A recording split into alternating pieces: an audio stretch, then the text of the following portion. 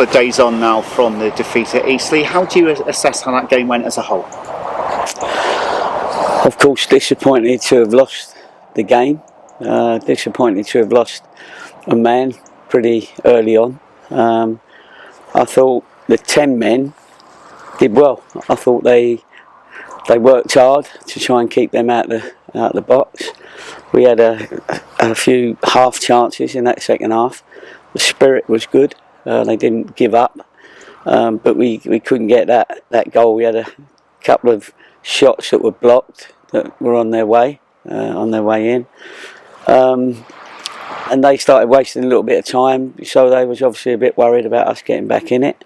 But yeah, unfortunately, it's the way things are going at the moment, and we just got to fight through it and keep going, and hopefully we'll come out better at the end of it. But you know, the spirit is important to me, and I can see the boys have still got that, and are very disappointed when things don't go well for us. So that bodes well for the future.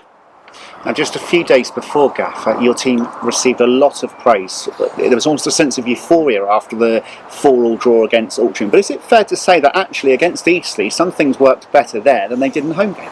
Yeah, sometimes. I mean, if we could put all our best bits together, it would look very good. Unfortunately, that's where the consistent teams get themselves to the top, because they are consistent and they've got individual players that are consistent, because a lot of them are experienced lads. We've got to get that consistency, and that's what we're trying to achieve. They know what they're supposed to be doing, but sometimes it comes off and sometimes it doesn't. But it's all experience. The thing is, we've got to make sure that, you know, we're not saying this come Christmas time. We've got to make sure that we're in, you know, we don't get adrift. I don't think we will. I know we're bottom at the moment, but I don't think we're playing like a team that's said, oh well, looks like, you know, we're struggling.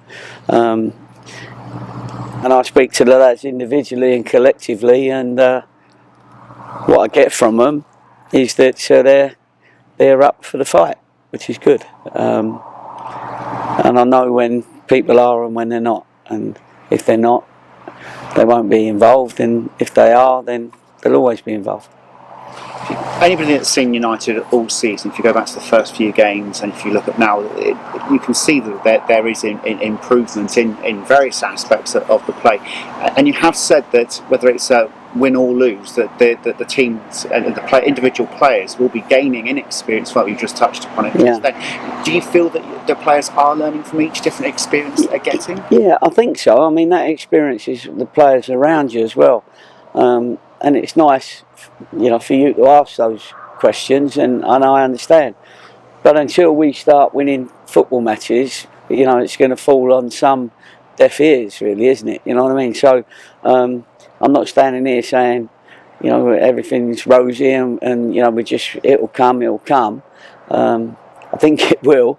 But when we start winning football matches, then people will start saying, oh yeah, I understand what he meant there and what he said, and that's what we got to keep doing. You know, you could say we're not far short of getting out of the relegation zone, because obviously that's where we are, and that's what we've got to achieve, is to get out of it, and then we'll see what happens after that. But at this moment in time, you know, we've probably got 6 or 7, 8 teams that we have to compete with at the moment, and there'll be a few 6-pointers along the way coming up. Now we've got a big game against Notts County, who at the moment are absolutely flying.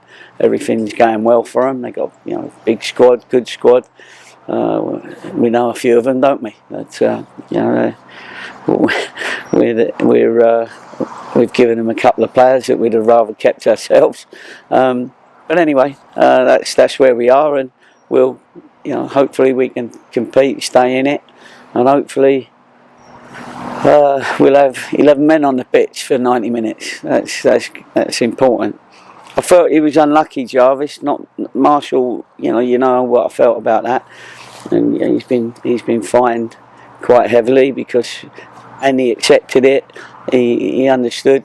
He was apologised. Jarvis, we felt, because that was his second, Marshall's second red card, and Jarvis was, in my opinion, unlucky because the first one wasn't an elbow or smash it. It didn't actually smash him in the face, but because he'd been booked, the referee then saw all their players rush round him on the next challenge, which again wasn't a terrible challenge, and then he then got sent off, which was unlucky for him, I thought. Now, supporters and observers are often looking for individual turning points in a season. It doesn't always work that way, but I guess if you were to go to Notts County, the league leaders, as underdogs, and get a result up there, with your squad being stretched as it is, that wouldn't be a bad time to do it, would it? No, it wouldn't be a bad time to do it, and I'm sure the lads know that they have to put in a good performance at Notts County, a good performance at home to Aldershot, so that they then get the reward of the home FA Cup game against Derby. And I'm sure all of them would want to play in that game. So that will be the catalyst, really, of making sure the lads put in a big effort, as they have been, to be fair. But we got to put in, scoring 4 goals the other night was great, but we got to be able to do it every week, where we have a chance of winning the game because we're creating chances, whoever we play. And so, yeah, it's an interesting couple of weeks coming up.